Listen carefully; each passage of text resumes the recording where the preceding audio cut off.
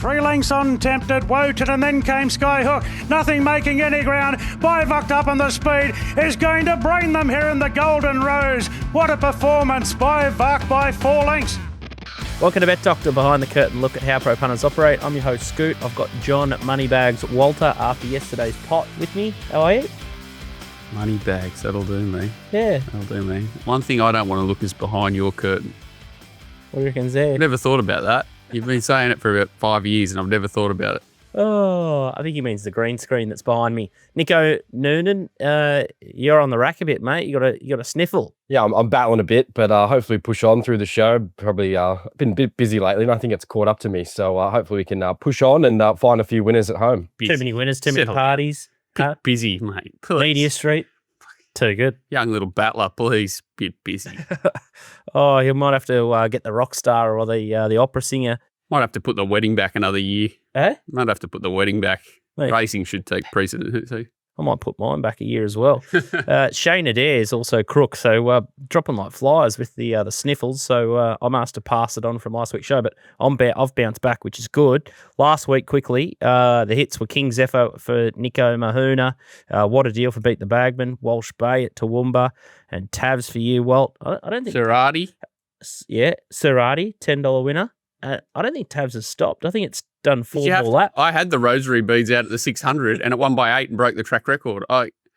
If you watched it in Baywhack back to back, I don't know, what would you do? What would you do? You'd be you'd be a pro racing for forever, wouldn't you? Well, if you back something in the beaten brigade, you wouldn't feel good about yourself. But they were timely results because Lady Shenandoah was a car crash.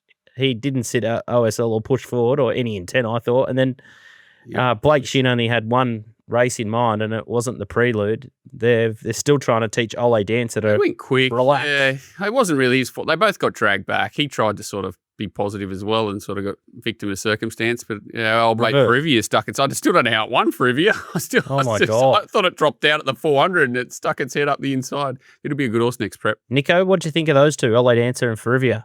Yeah, Ferivia was just tough in the end. I was on a few around her, just sort of in the finish, and thought I was a chance. So yeah, I think she just out-toughed him. Ole Dancer did get a long way back, but I sort of agree with Walt. He sort of had to go back from that draw, and it was probably just at the 600 where he really got a bit detached. So, yeah, she's probably the one to take out to the 1,000 guineas, but if any of these flight stakes fillies come down, I think it could be game over for a few of our Melbourne fillies.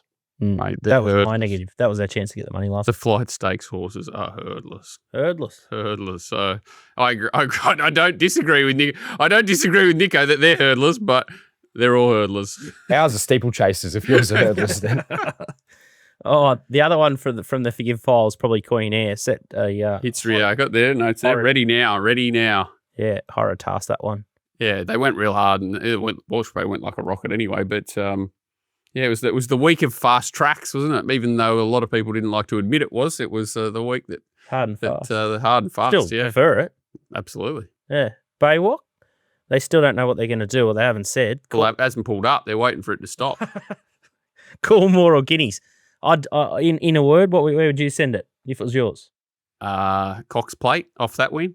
No, well, you can't. I don't know. Everest. I don't know. I wouldn't be going to the Coolmore. I think Fresh. He looks like he wants further the way he went there, doesn't he? I don't know. Wasn't pulling up to do the line. I'd say Guineas. What about you, Nico? Where would you put him? Guineas or Coolmore? No, run him at all of them. Off the way he went on Saturday, Cox Plate, Guineas, Coolmore. He could do all of it off how good he went. So I'd probably go Guineas and then freshen him back up for the Coolmore. That'd be my play. But the Everest slot is sort of lurking there. So yeah, they've got plenty of options. Probably the most exciting race for the weekend from a fan point of view was probably Pride of Jenny, I thought. And I didn't have a bet in the race, but I loved the theatre of it. It was unbelievable. And it made me question what Treasure the Moment's ideal distance was. What do you think it is, Walt? I think she went great. I think he rode it. That was the best ride that horse has ever got.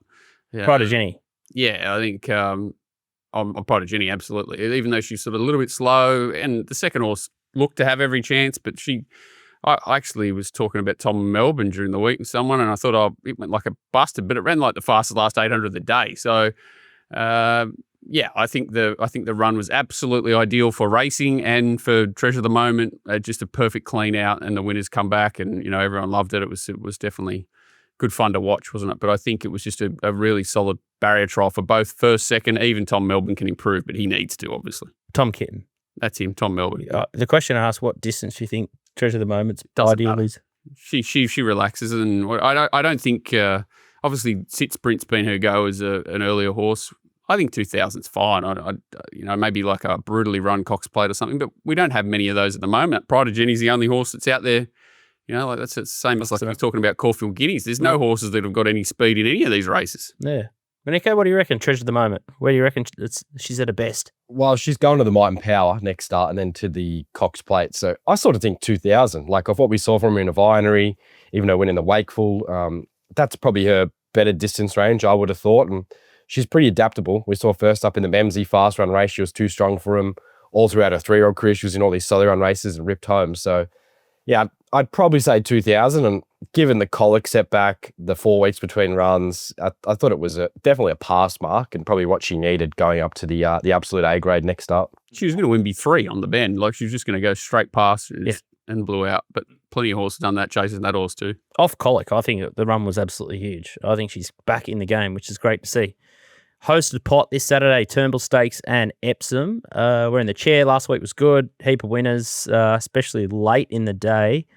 A couple of nasty ones early. Just couldn't get them all strolling, but finished with a massive wet sale with those 2 Toowoomba. Shout out to old mate. What was his name? Molly in the chat. Molly Trolley said you needed a rocket. You needed a rocket, and he was the one who turned you around. Yeah. I was copping a fair bake for probably 3 hours of the race day, and I sort of thrive on it. So you can do your best in there. And the hard part is like trying to do everything and keep up with the trolley things. It's just, you don't get to fully enjoy it. You don't embrace it as much as, sometimes you'd like to. But that is the hard part. When you get sort of getting trolled and you're trying to bet in 4 states, it becomes a challenge to juggle the workload because then you've got to try and put all the bets on through the app. So that's the only thing that it makes it a little bit hard. And you got the grand final, you got the internet sort of dropping out up here. I had a bit on. Especially when I like to put on 27 different combinations of bets too. It's interesting. It's interesting times at times, but a good result.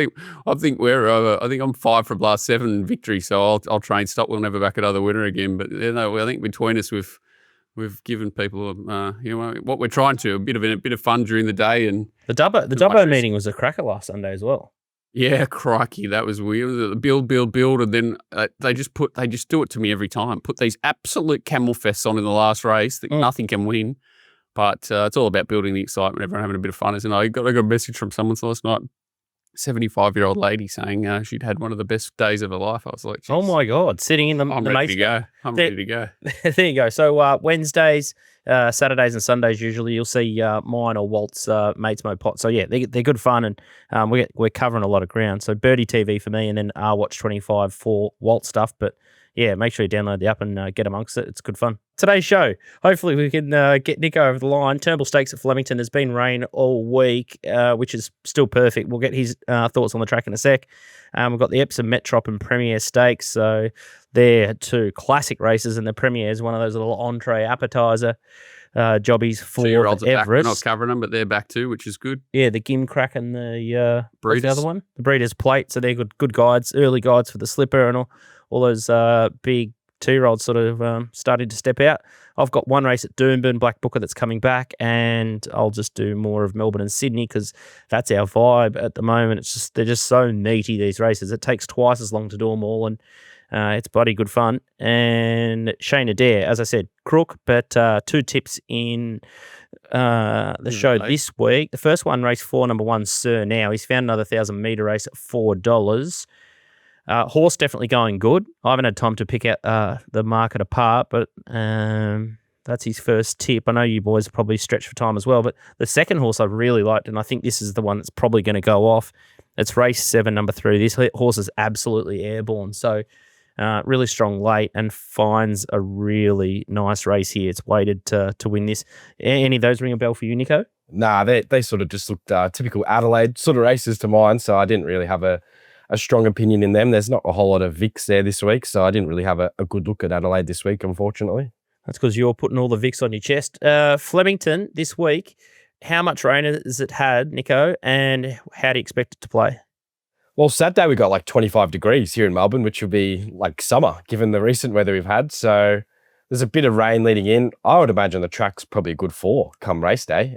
So yeah, I'd be expecting just typical Flemington. The rail's out 9, so how much impact that sort of has. Maybe you're looking for 4 to midfield, given that there's no wind. So realistically, the conditions leading in where they get rain, they don't have to sort of water the track, hopefully, and then no wind should mean pretty fair racing, I would have thought. Outstanding. Sounds like we have to launch into it. Let's have a look at the first one, Flemington Race 5. It's the Kieran Ichiban Group 2, Rose of Kingston, over 1,400. Unlucky on display as favourite here, 310. Miraval Rose, $7. Marble Arch, $8. Miss Aria, $8.50. Tuileries is $9.50. Roll on High, $10. Moving out, $12. Popper Ward, $13. Pandalawi, $16. Running by 17. And Terrace Star, $26. Let's have a look at 2 replays. The first one's on display, getting chopped out in the first light colours. Sort of third the fence. Going to work into the race. Door closes. Lazura's sort of 3 wide. And it gets dragged right back. You got O2 Good in the mix. Marble Arch. Yeah, Marble Arch is there. The yellow. Thoughts there, Nico? Yeah, she was unlucky. She definitely would have been right in the finish. I thought this race probably works out a lot different for her here. She was in the box seat there, and now she's got to sort of navigate a wider draw. Do they look to push forward on her? I would have thought they'll have a look in the early stages, but there's a bit of speed drawn underneath her. So I don't know. I didn't think it was necessarily the best map for her. The other horse we have a look at is Roll on High, and I thought this was a pretty good run. First up at Caulfield. This seems like a race of a little bit of guts. Fast run 1,100 metre race, and she just probably got run off her legs a little bit, but she's in the Ilingi colours here. Her last 200 I thought was okay. Some of her best form last campaign come at 1,400. She should have won the Victoria Handicap. And I just feel like now, second up, Winkers on, looks like a bit of a target race for her. And how many horses have we seen of late that go to Lindsay Park and either find their best or improve? So she's another one that's had a recent stable change to there. They put the Winkers on here. I just thought it sort of nearly double figures. There was a lot in her favour to potentially improve, stalking run, then just get to the middle part of the track and balance up. So I was happy to have something on her. On display is a bit of a tricky map. Outside of them, it's a typical mares race. It's fairly sort of even. You could probably make a case for a fair few of these at their best, but I just sort of thought Roll on High, second up, Winkers on, bit of a target race. So I was happy to be with her. Walt, moving out sort of caught my eye got the O'Don. On a mile, that's the only thing. It's complete barrier trial first up, Yeah. improve. Typical, a bit like Nico said, you can make half cases for those also, can't you? I thought the one down the bottom, you could make a hard case for a half case for Pondalawi. If it jumps, if they could jam it for, there's just no speed at all in this race. Miraval Rose might get gifted the front, running by probably. There's a few horses that Jewelleries go forward. But yeah, I thought Pondalawi was really good behind Transatlantic Cafe Millennium, which I think's got to be good form for this race. And yeah, it's going to be $16, $18. It's just that outside draw, but sort of the horse. If it lands midfield and with cover, it can be strong, and if it rolled forward, it can be strong. So I thought it was dangerous outside the obvious, but Miraval Rose I thought was the horse to beat. Popper Ward, Nico, you jumped off that train? Yeah, well, she went a long way back last start, and there's probably a chance she settles much closer to the speed here. I'm with Walt. There's probably not a stack of speed, but I think there's a lot of horses who will see that and then take a spot, which leaves on display in a bit of a tricky situation if that is the case. So yeah, she's probably another one. That seems like an okay form reference, the Transatlantic race at Flemington Cafe Millennium. That was fast run, 1,400. So you get the apples to apples there. So it is that kind of race. You can make a half case for nearly everything in the field, but I thought Roll on High was, she's the one for me at around $11. She looks a good knockout chance, I thought. Got the Charm Stone, Sagster form, Group 1 form, new horse, new stable. Tricky horse, isn't it? Well, it's had all the ability in the world. It can do anything. Yeah. It's in the mood. Yeah, it is a bloody good horse. So hopefully the Hayes boys get the best of it. So $10 great each way play there, Nico. Let's have a look at an absolute perler here. It is the Group 2 Danehill Stakes. And similarly to the Golden Rose and the Ronda Rose, this is a bit of a spring shaper. Rosberg's a favourite here for $40. Debut winner in the Mackenzie. Not an easy thing to do. 10 interest, $4.80 last seen in the Todman. My Gladiola was good last week. The form's been somewhat franked with Acacia running second to Mahuna, $5.50. You got Tycoon Star $6.50, Jimmy Ricard $7.50, Legacy Bound got the picket fence $7.50, and then In Karuna $10, McGaw $19, and then $27 Shining Smile. We'll go through the races. The last time we've seen a couple of these horses at the races. The first one here is Rosberg sitting in behind the leaders here and peels around, and he paraded great and they backed him for a stack, Nico. Yeah, he was just too good for him in the end. It was a pretty, if he just took away sort of the opposition and just mark his performance, it was a good performance on debut. He hasn't beat much, as we've sort of seen in the coming ratings, and even that win didn't rate all that well, but it was a pretty nice win. Here's Tentris. He's in the Godolphin Blue right down the outside. This was him winning the Todman. He was coming in off running second in the Blue Diamond and probably would have won if he had a bit more racecraft there. Goes straight past Tycoon Star, and behind him's Nepotism, Woden. Look, it's probably the B grade form, but the way he won would suggest that he was probably the best of these horses. Then he went straight to the paddock after that. He's come back with two pretty solid jump outs. There was a jump out down the straight actually that had him, Jimmy Ricard, Rosberg, and Magor in it. And here is that jump out actually. And Tentris is probably the one that worked the best to the eye. He seems like he's pretty cranked up here, first up. I think they're going to go, well, there's a bit of talk whether he's in the Everest contention, but it sounded like early days they're going to go this race straight into the Coolmore. So he'd have to be pretty cranked up, you would have thought. He was good here. Jimmy Ricard, back in the orange and black and white checks, he's had two jump outs with the blinkers on. This was a piece of work where he was pretty quiet. The jump out prior to this, he did go straight past Charmstone, like put 2 lengths on her in the blinkers. So I'd imagine he's a big improver here on Saturday. It's an intriguing race. There's a few angles. The way I sort of went was Jimmy Ricard improving with the blinkers. Yeah, we'll have a look at the Jimmy Ricard Charmstone trial next, but I thought it was pretty good work from all three. So it's a tricky one to line up, especially 800 metres there, but up the straight. And there's Jimmy Ricard just under a stranglehold, just in behind them. Charmstone sort of getting to the outside here in the blue. And Jimmy just sort of peels off the back. Well, yeah, this one's hard to ignore, isn't it? But it's a great, I actually thought, personally, that I thought Jimmy and I thought Rosberg went great in that jump out too. The difference this race to last race, look at that, I just got to watch it, can't not watch it. I think Tentris, it's going to have to put up a huge performance to win this race first up, giving away a lot of fitness there. I think Tycoon Star maybe needs a fast run race. It didn't get it last up, but I got to go away from it. Legacy Bound was great. I was trying to find holes in these horses' form sort of around, even my Gladiola in Karuna. Such a great race. But I think Rosberg will continue to get out in price, and I want to back it, and I want to back Jimmy Ricard is the long story short for me. I just, the way it's gone in the blinkers, gate one's the worst possible draw it could have got, I thought, Jimmy Ricard, but we're still going to get $7, $8, $9 maybe. And I think Rosberg looks like it comes out of a camel race. I think everyone will think that. I think the price will continue to drift, but it definitely has something. It did nothing in that race, and it won it in 2 strides. Like, as in it never got a chance to show what it has, and you'll get to see what this horse probably has to offer here. And I think it will continue to drift. I think that's the main key to it. I wouldn't be chiming in too early, but Jimmy Ricard and Rosberg for me. But I want to see sort of $5 plus Rosberg minimum before I chime. But it is a great race. Yeah, I'm just a little bit wary. This is not a race that you sort of stack your day around. It's not a grand final, and funny things happen like they're all going too well. They're all going too, like even Magor, they just butchered it last start. If they let it run, you wouldn't be surprised if it kept going. And my Gladiola and Karuna look like they're flying. So it's just like you say, it's a hard race to balls deep into. Yeah, don't want to go as balls deep. Nico, final word. Yeah, Jimmy Ricard just with the blinkers appealed to me. He was probably the one I thought gets a nice run, just present at the right time, has the straight track form also, which is a big tick. So he was the one I thought, $8, you could probably have something on him. Nice little each way play. All right. Some form of confidence, but a little bit of trepidation from all us boys. Flemington Race 8 is the feature. It's the Group 1 Turnbull Stakes, 2,000 metres, and Via Sistina, $2.45 favourite. Sedelius, $4.80, Aliana, $5 Antino, 10 half yours, 11 Golden Pass, 17 Moira, 27 Zadozi, 34, and much better the rest. First replay we're going to watch here is Via Sistina, Aliana, Antino in the barrier trial.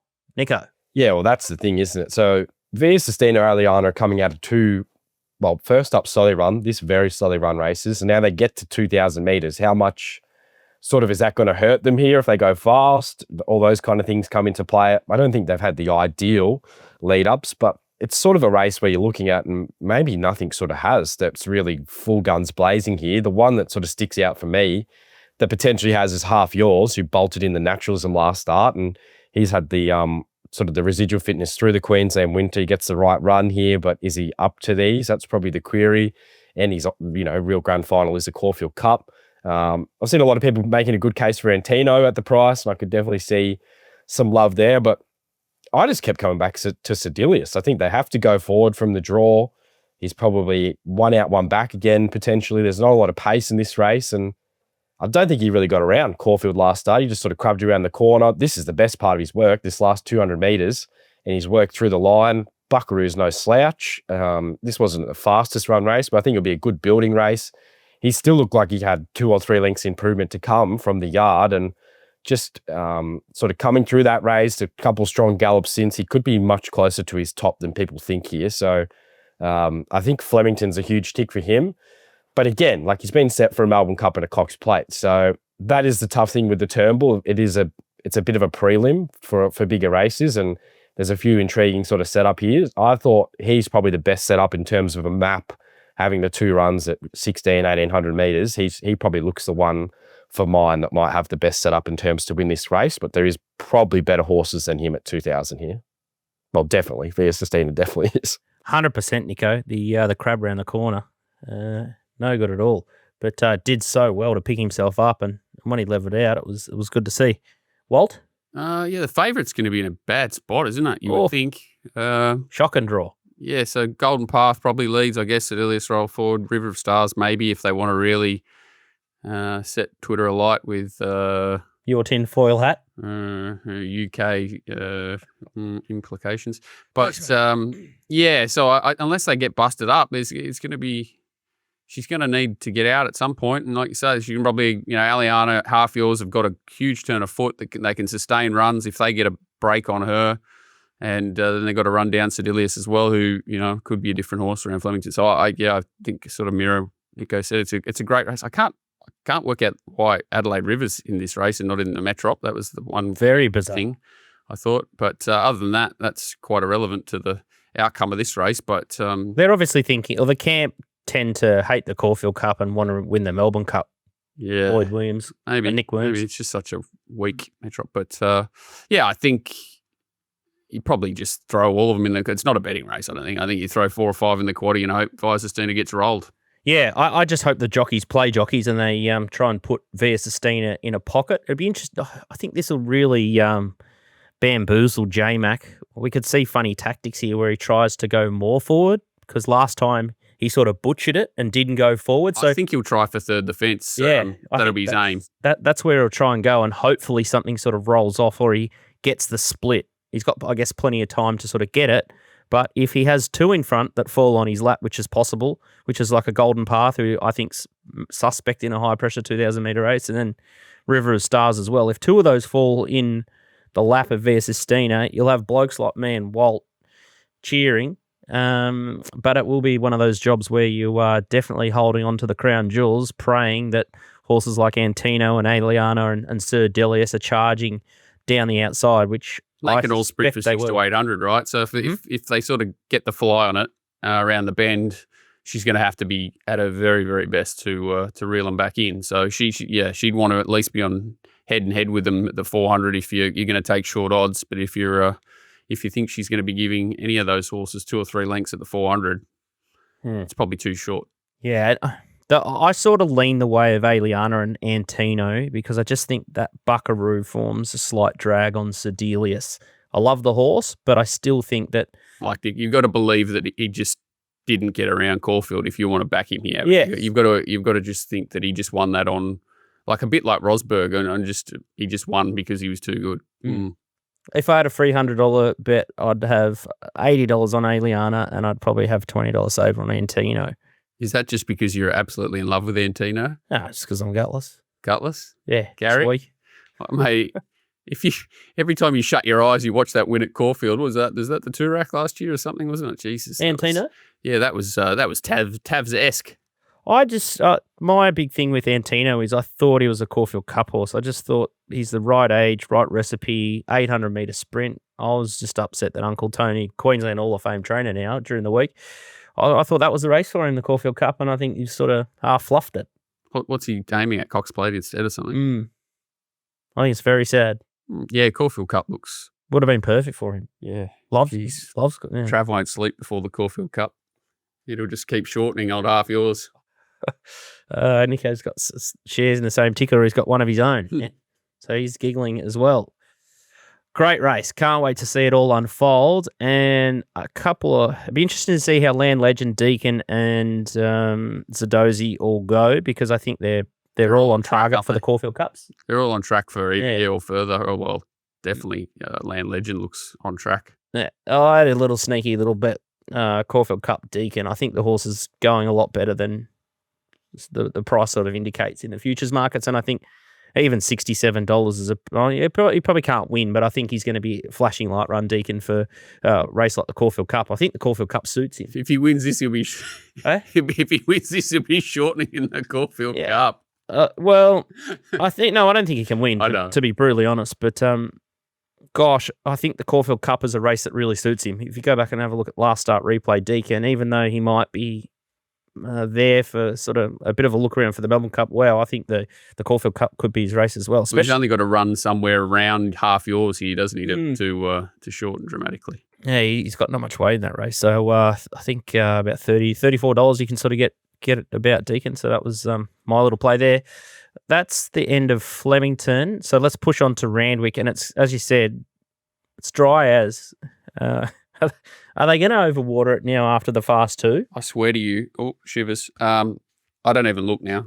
I don't even look at their watering things. It drives me mad because I think it's all fiction anyway. So, well, they didn't upgrade it, did they? No, they didn't. That was hilarious, wasn't it? Like they're running track records and with headwinds, like strong headwinds out the back, and then it comes back. The wind helps you, and downwind out the back, headwind to the straight. But it was like a 1 point something, closer to a track speed 2. Yeah, 2. So it was probably a 2 if you had to be generous. So yeah, I don't know.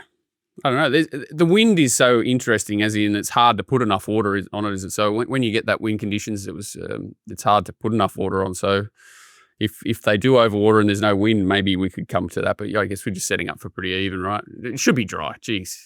Surely it won't be soft. But they do have form to overwater the bejesus out of it, don't they? They do, but they're also probably wary of marking up the track of whatever. Like they'll probably want to get it as close to a 4 as humanly possible. That'll be what they're aiming for. Not far away. They don't want it. It's what they'll be aiming for a 4.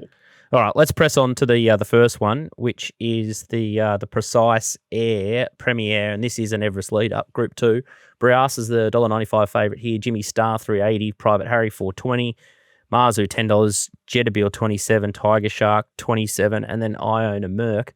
Wonder if the Jetabil crew regret not going down to Melbourne. Anyway, that's why are they chasing these races? What are they doing? It's crazy, isn't it? It really blows my mind. Anyway, let's have a look at some replays here. We'll go the shorts first, then the Concord, and then we'll have a look at a trial. This is Briasa, the grey horse, and Jolly Star Motors it down. Queensland Winter Residual, J-Mac. Harry's in the middle too after knuckling it at the start. Yep. I don't know. I thought of all the runs, it had the least excuses apart from fitness. Thought it had the best run possible. Thought Jolly Star had a really tough task and was able to reel it in. So yeah, I wasn't in love with that run. Here's Jimmy Star just getting across heels. Head wall sort of off and gone. You've got Lady Shenandoah in the ruck and poleaxed, but Jimmy really starts to motor. He's not a 1,000-metre horse. Just a full-blown barrier trial. Yeah, and the race shape was horrific, even the way that he sort of tried to cut him behind and then lost ground and momentum trying to get the back of half, who's the winner? Can't remember our favourite horse. Headwell. Yeah, and Headwell. This is the Jimmy Star trial since, and I think Raikkonen's down on the fence with the white blaze. Yeah, and all you want to see here is that it's just he pinged straight outside the leader. Obviously, trial tempo. He's a very, very good horse, and just did everything you want to see really. And I think he, even though it's 1,000 to 1,200, I love that he's had that trial in between off a sort of softish run. Going too good. Yep, that indicates to me. Yeah. Well, yeah, and it's just a perfect. He should. be 90% of the way to peaking here and then, 10% into the Everest. But that's all the replays. yeah. Is there a more informed jock than Ethan Brown? Yeah, Shimizanu Wakawunu down in Tasmania. I can't remember his name. He's on fire, that fella. I've never seen anyone ride better. But yeah, Ethan's going okay. Well, this horse rides itself. I just pray that he doesn't drag it out. I just hope that he just doesn't go decide to go 2 lengths behind the last horse for the sake of it. Because I think if he's within 3 or 4 lengths at the 400-metre mark, he should win. I don't understand why. It's a 4-horse field. What's that? Yeah, you know what I mean. Like, you just don't want to give up 2 or 3 lengths because I think you'll win. Otherwise, I just don't want him to treat it as we want to make sure he has the soft run before the Everest. If they just let him be wherever he lands, as long as I think he'll round him up.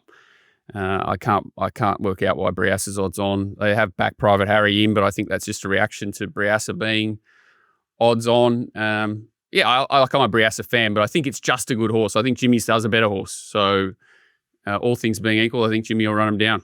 I thought he'd be probably $253 max, Jimmy Star, and 6-4. Take your pick. I think would be much closer to fair. Yeah, Nico, Ethan's horse, Jimmy. Are you in the Jimmy camp?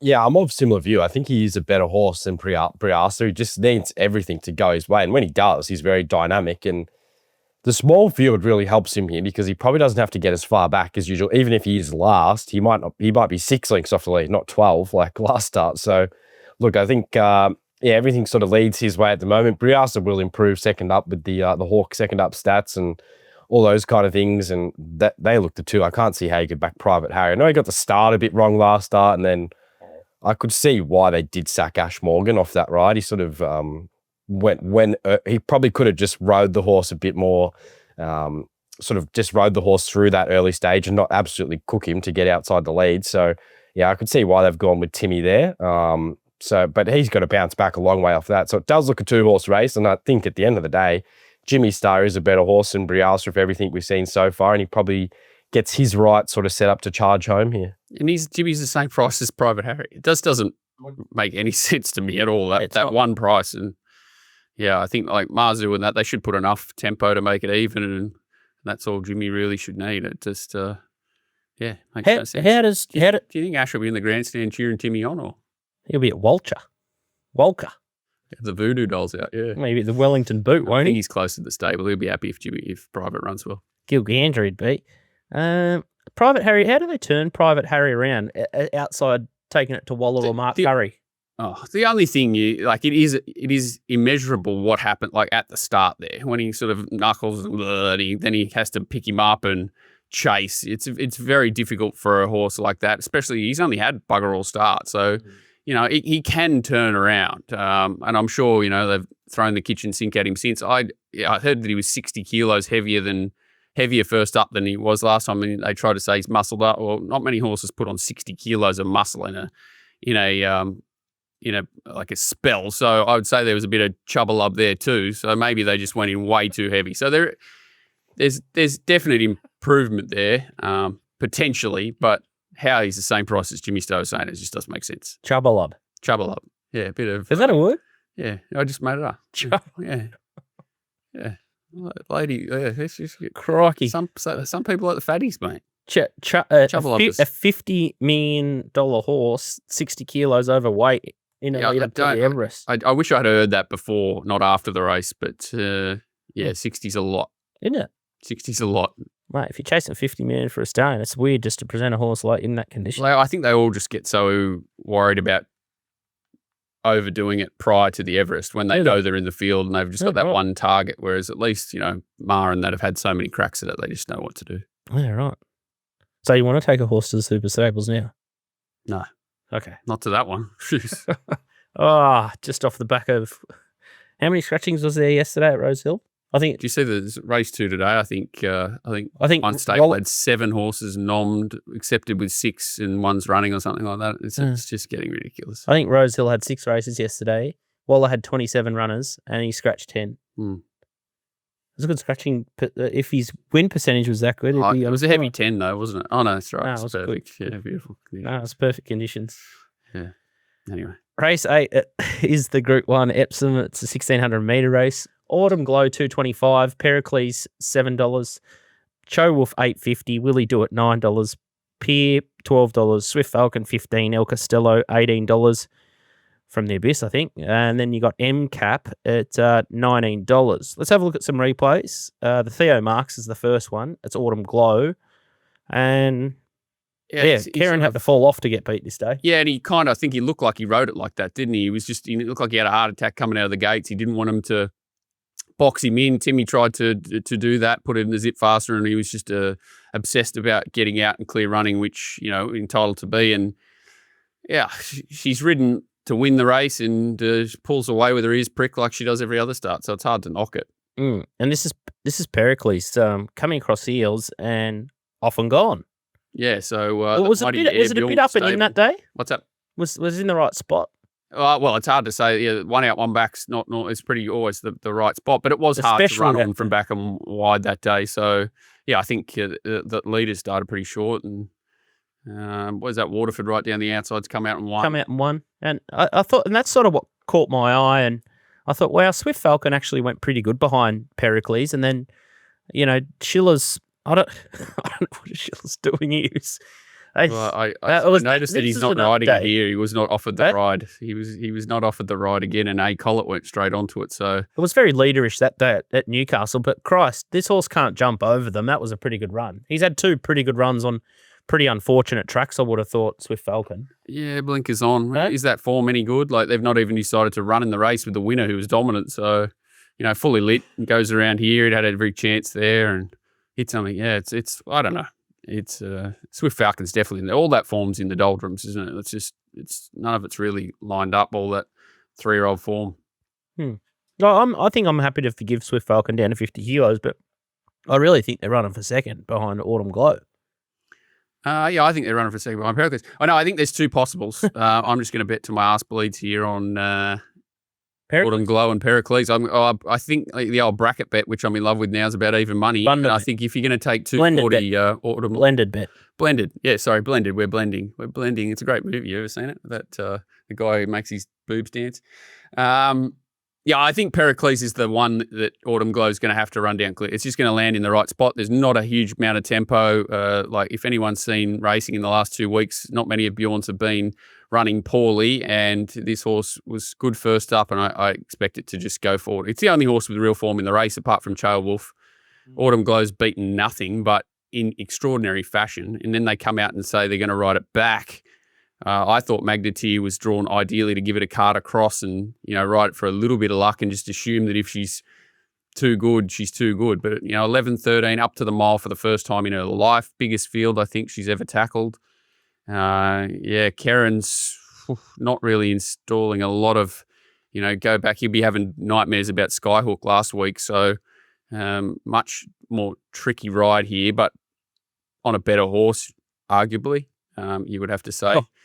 But it's still not an easy task. Anyway, Pericles is going to be in the right spot. If Autumn Glow does everything right, she keeps progressing. She's going to be hard to beat.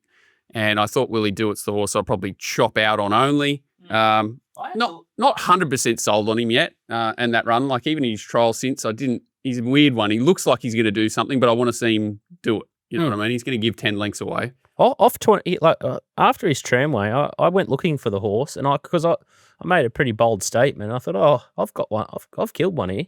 This horse is deceased. Yeah. Oh, well, where's it gone for a month? Yeah, and then he had a little clean out trial and a 1200 trial, but he drew the gate that he needed to. He can settle a little bit closer. I just probably don't want him to beat me, but he's definitely short enough at $9.50. Whereas I think, $7 Pericles. I'm just going to keep going, and I won't lose. If Autumn Glow wins or Willie Do It, that's probably more likely the way I'm going to play it by the time race comes. But Pericles for me. Nico? Yeah, well, if all the ratings and data blokes are right, Autumn Glow's probably a certainty if she can replicate her recent ratings at sort of 1,600 metres. I think it's a case of probably balance up, hit the line. If that's the case, she's too good for him. And I think there's a real case to be made that this is a very weak race. You take out Chable from Pericles, it's a very weak Epsom. So I think she's pretty well placed this year. She's probably scared a few off, in all honesty. So, I'm happy to back in the ratings and the data and sort of suggest that she's a good thing here. And The only danger to my sort of look Pericles. Wolf needs a very fast run race at a mile to be super effective, and I just don't know if he's going to get that here. So sort of was looking around him, but yeah, Autumn Glow's probably a covered job for me. I think I'm going to be on big, and I'll just probably just listen to the race. Don't think I need to watch it. There's probably going to be a few emotions throughout the race, so hopefully she just gets the job done. He might need a couple of security guards to get to the car park if it gets a beat, old Karen. Jesus, yeah, well, Huh? It just keeps getting opportunities. It's just, everyone thinks you're bagging their human as a human. I'm not. There's these riders that just keep getting opportunities over and over again that just don't seem to be in the right form to be the ones to get those opportunities, and it's just really frustrating. But yeah, and like Skyhook was a great example of that. I'm not saying he should have won. I don't think he would have beaten bloody Baywhack with a Ferrari, but yeah, it's just tricky. But there's a few horses here that can. El Costello's worth keeping an eye on. I don't think he can win, but he can run well. Verona Rose can sort of go in the bottom end of trifectas, I think. Pier just tackling it second up. We really want to find this horse, but I just think it's too big a task. And yeah, just a couple of roughies there that probably could go in the bottom end of exotics. Yeah, I think Waller's done an exceptional job to get this mare into the race with only 54.5 kilos. She's just that good. And then Swift Falcon's probably 54.5 is a big weight in this race, but it's not a real Epsom, is it? No. Yeah. No. So I know what you're saying. Yeah. And that's sort of why I come back to Swift Falcon as the knockout. It's only got 50 kilos, gets a jockey change. Not sure why you go with Alicia, but good luck to her. She can't do any worse than... How many runners in the race have got 50? There's a few. There's only so many that can ride it. Yeah, what Tyler's doing. You're probably just getting a massive... I'm probably going to have something to place on Swift Falcon. You're probably going to get $4 to place or something like that. You'll get a lot better than that. If it's 25 to 1. It's only $15, is it? Sorry. Yeah, I think you'll get a better price. That's so in the Ladbrokes pot, I'll be putting Swift Falcon into some place multis. I think it's a good way to play it. Do they pay to 12th? Nah, it's a big chance. I think it can beat 3 home, so you should be sweet. You're top 12. Righto. Yeah, it's a little bit funny with the Hawks camp. They've gone from not using female riders to now boning Schiller and now putting Alicia on. So yeah, it's just weight, I guess, in this race. But Schiller can ride 50. So I'm third-hand information. I was told he wasn't offered it. So they've obviously opted to go a different way here, and she can obviously ride 50 pretty easily, and she's pretty strong. So I can't really knock it in this case, but they are a tricky camp to work out what's on their mind. Let's put it that way. Well, if you had to listen to Wayne on RSN or SEN or whatever it was during the week about nepotism, you're entitled to ponder what he's pondering. It's easier puzzles to work out, like a Rubik's Cube. Everyone's guilty of it at times, but you would say their philosophy is a lot closer to it's everyone else's fault, but ours more often than most. Let's have a look at the Metrop. Let's try and pull apart this puzzle. It's race 9. It's the Asahi Super Dry Group 1 Metropolitan over 2,400 metres. Prices courtesy of Ladbrokes. Solar Spain's a favourite here, $5.50. $6 Birdman, Travolta $8. Changing in the Guard $9.50. Vauban $10. Royal Supremacy $10. Etna Rossa $11. Arapaho $13. Juju Kibo $15, and much better the rest. Let's have a look at the key lead-ups here. There's 2 of them. It's the Kingston Town first. This is you got Birdman, Adelaide River, and Etna Rossa. You got Birdman just sort of getting off the fence in the Aussie colours. Adelaide River, who's down in the Turnbull, as Walt sort of suggested, sitting outside him. And the sneaky one I thought was Etna Rossa, just sort of pretty quiet at the start and then sort of weaving and ducking back onto that fence. But these two juked it out in front. There was a fair gap. What do you think of it? Yeah, Rappo runs 4th too. So it's a pretty good guide. Birdman, Coco Beware had the best run in the history of mankind there and won't be getting that run on Saturday. So probably that's the main thing to take out. But it had the right run, whereas Etna Rossa definitely. And I think first up run from it was very, very good too. It's a funny one. Birdman, as you said, PR, then it's Barrier 16. And here's Solar Spain ducking to the inside in the Newcastle Cup.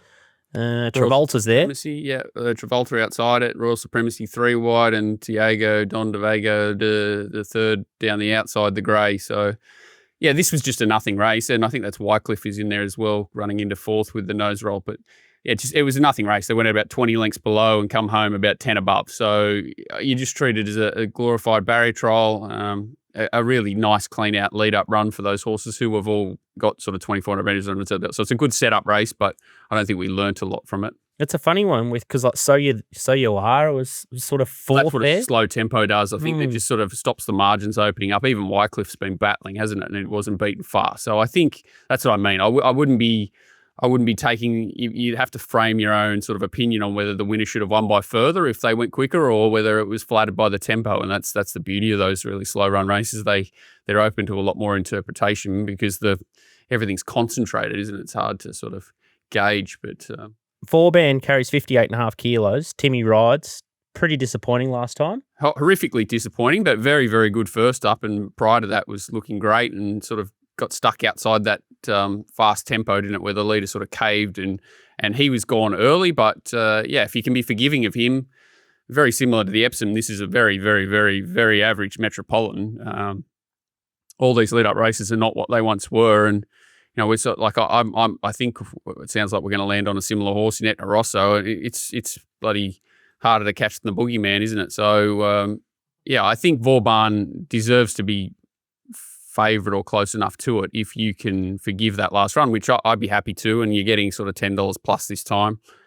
Etna Rosso, I've marked equal favourite with it. So Solar Spain's very interesting, but big. Colossal leap for it. Who's the other? It and Travolta are both interesting coming out of that race. I think they're both well found at $6 and $8. It's $5.50. Birdman $6. I couldn't back with stolen money, and Travolta at $8.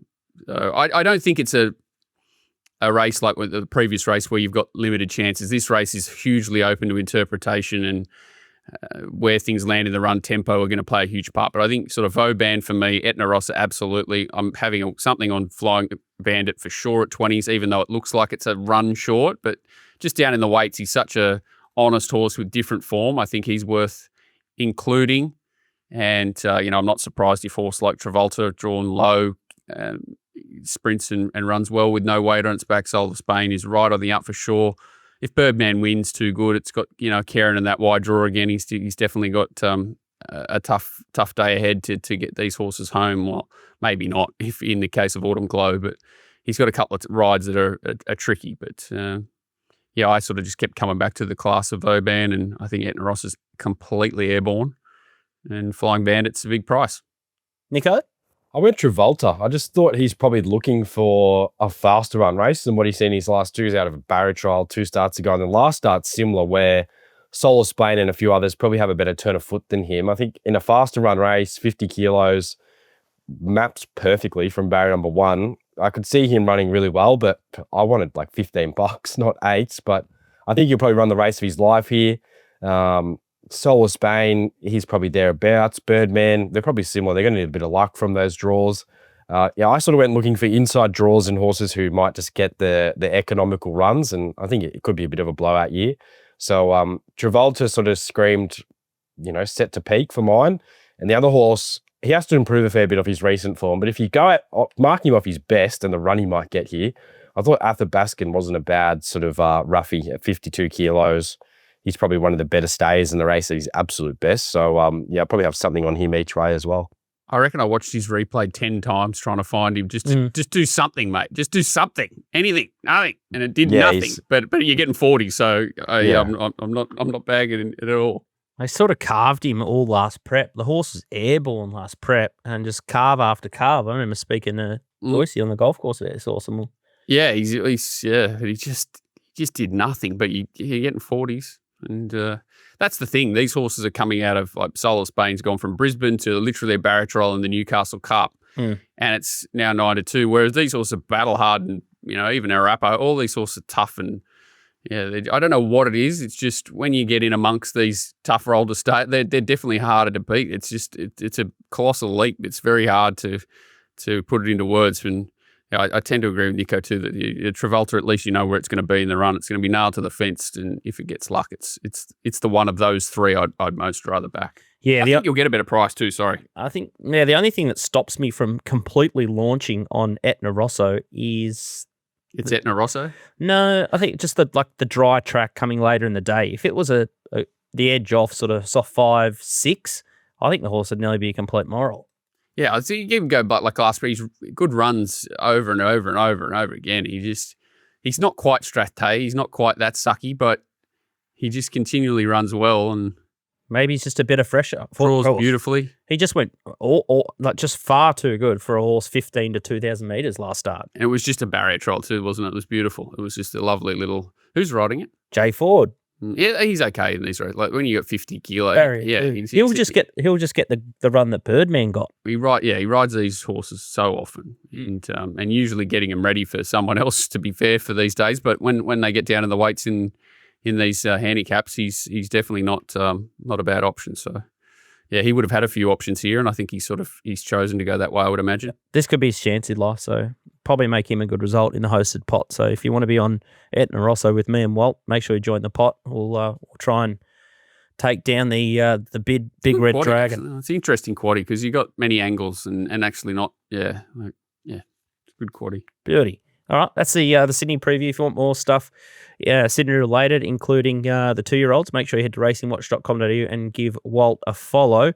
Forgot to do the shout out for Nico as well. So Nico's yard will be operating at Flemington on Saturday. Absolutely airborne. Can I do a shout out as well? Oh, go on. I just want to shout out Matthew Smith for putting earmuffs on Idle Flyer after it looks like it could have won the Epsom. He's decided to put it into a benchmark 94. Where she's a mare that looks like it's just desperate to win a black type race straight away and thrown the muffs on it and thrown it up to a mile. So if anyone can work that out, please send me a carrier pigeon with why the heck that makes sense to you. But interesting horse. The one horse your black book waiting to go to a really good race and get a price about, and it's earmuffs on. Oh, it'd be truck on straight to Uncle Chris or Uncle Waller if Uncle Bjorn if it was mine. Well, if Matt Smith or anyone from the stables watches the show, make sure you troll us in the YouTube comments. We always just enjoy them. Yeah, or at least get Molly the trolley. Just send him into bat. Yeah, we love a good troll.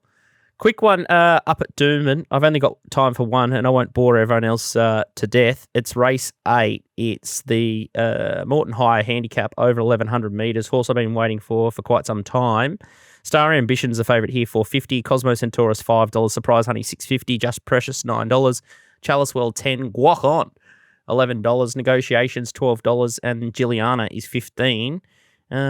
Really happy with Cosmo Centaurus' latest trial. Uncle Robbie Heathcote, we're not related, but here it is sitting 3 wide. The trial before on the 9th of September was a ball terror, and this was another cracker. And it just strikes me as first up kill, won twice first up before, and he's way better than benchmark 70 at Doomben over 11.10. He's got Daniel Moore, which is perfect for Brisbane. Have a look at his run here. I thought it was just all heart, and that's the Elmore Zillow just to his outside. And I thought this horse fought on really well, and I think he was something like 6th, 7th, 8th up in his prep over 13.50. My notes after this race is Rob Heathcote trying to destroy this horse? I can't believe he just stuck on and was still there so deep in the prep. And I just love when a horse goes from sort of nowhere to that sort of quality of grade. So he's come back absolutely roaring. And I reckon at $5, like the horse like Star Ambition is at the top of the market. It looks absolutely ready for the paddock. The last 2 starts, its last 200 metres of both starts have been awful. And I really like the horse, Just Precious as well. But it's just got this race at its mercy, Cosmo Centaurus. This is my best of the day by a mile up in Brisbane. I'm just so excited. It's $5 and it's in a benchmark 70 over 1,100 first up, and we've got a rider and we've got a gate, barrier 2, bang, straight on. Yeah, I'd be more excited if Ange Jones was on it. That was the only thing that I could get more excited about. The mighty Ange. Excited his name was Tabs. Yeah, my only worry is when they come off those hard preps, sometimes it's tough for him to come back, but it does look like it's going well. So I'll be cheering hard with you. All right, Nico, I'll just trust that you wholeheartedly agree with Cosmo Centaurus. I might even chuck $20 on it for you as a little bit of a birthday present, but happy that you made the show, and I'll send you some of my super mushroom complex from Metagenics. They could be a new sponsor of the show. It's a proven flu and influenza formula, the natural way to get through it. Super ground up mushroom, is it? Don't ask the question, mate. It's unbelievable stuff. It's a natural remedy. I can post it out or get him a DMs if you. You'll get arrested if you put that stuff in the mail, mate. It's metagenics. Mate, it's a if you genuine put that in the company. mail, every alarm in Australia will go off. That's very good. It's expensive. It's about $80 a jar, but I love it. All right. Good luck on the I'll weekend, take Nico. anything at the moment. Yeah, Exactly. definitely going to need it at Flemington. Definitely going to need it. Should be good. Should be great quaddie hunting, I think, in all states. So all across the eastern seaboard, there's going to be quaddies. So we'll try and put some quaddies on this weekend. I'll be super prepped and ready. Partial to a quaddie. You love the early ones. You started getting interested in early quaddies. They're good because they sort of, if you get patterns and whatever right, you can sort of just try and build through it. If you're wrong, you just go again. No, you just refire, reload. More chilies, more bullets. All right. Big thanks to Ladbrokes and Punting Form, and can't wait for a massive weekend on the punt. This is unbelievable racing, Turnbull and Epsom, and big spring shapers. So make sure you get the remote and you do all your replays as well. But we'll see you next week. Chances are you're about to lose. For free and confidential support, call the number on the screen or visit the website.